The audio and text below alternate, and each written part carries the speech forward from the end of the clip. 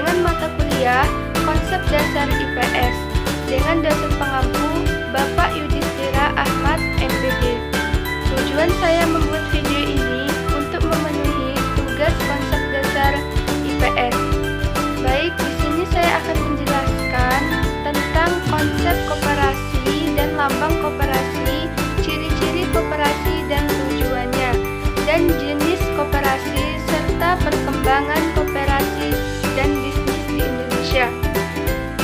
Baik, yang pertama saya akan menjelaskan konsep koperasi.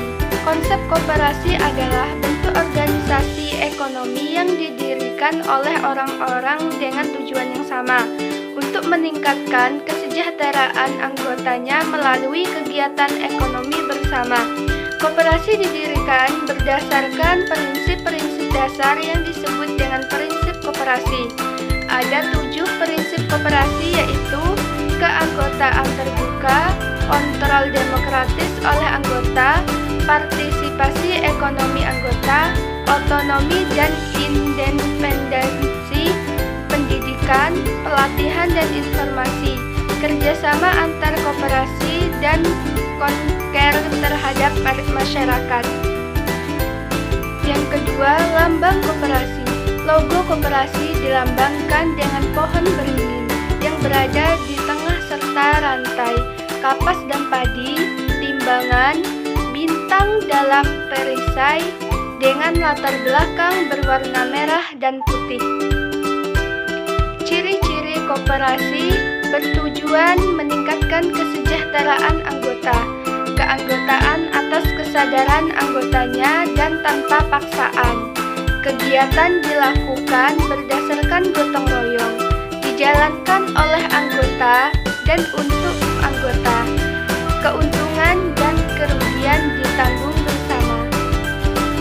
Jenis-jenis koperasi: koperasi produsen, koperasi konsumen, koperasi simpan pinjam, koperasi pemasaran, dan koperasi jasa. Tujuan koperasi yaitu melaksanakan berbagai layanan untuk meningkatkan berbagai pelayanan untuk meningkatkan keadaan ekonomi para anggota kelompok, lebih tepatnya meningkatkan keadaan ekonomi badan usaha dan atau rumah tangga para anggotanya. Perkembangan koperasi di Indonesia. Bertumbuh koperasi di Indonesia dimulai sejak tahun 1896, yang selanjutnya berkembang dari waktu ke waktu sampai sekarang. Perkembangan koperasi di Indonesia mengalami pasang naik dan turun dengan titik berat lingkup kegiatan usaha secara menyeluruh yang berbeda-beda dari waktu ke waktu sesuai dengan iklim lingkungan.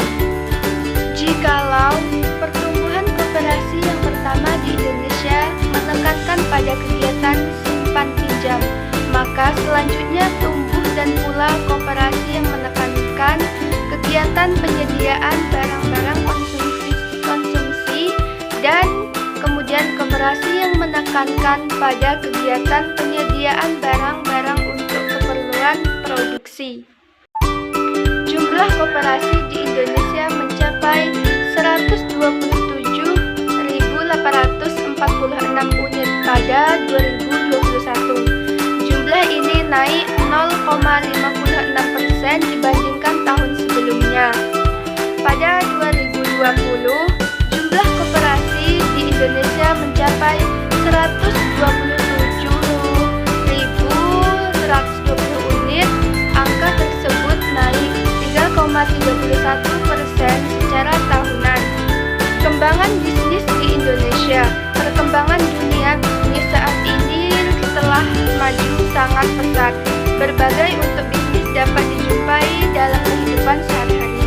Berbisnis dapat pula dilihat sebagai suatu peluang untuk memperoleh kesejahteraan yang lebih baik lagi dan kegiatan berbisnis tanpa dilakukan siapa saja.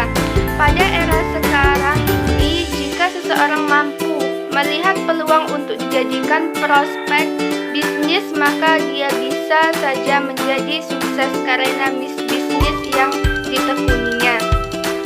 Tercatat pada 2022, pertumbuhan ekonomi nasional telah mencapai angka 5,72% dan proyeksikan sebesar 5,2% pada akhir tahun, didukung dengan kemampuan penanganan pandemi yang baik, percepatan vaksinasi, peran APBN sebagai shock absorber, tingginya harga komoditas unggulan, sehingga kesuksesan presidensi G20 di Bali, Indonesia, membuat Indonesia memiliki kemampuan untuk terus mengakselerasi pemulihan perekonomian.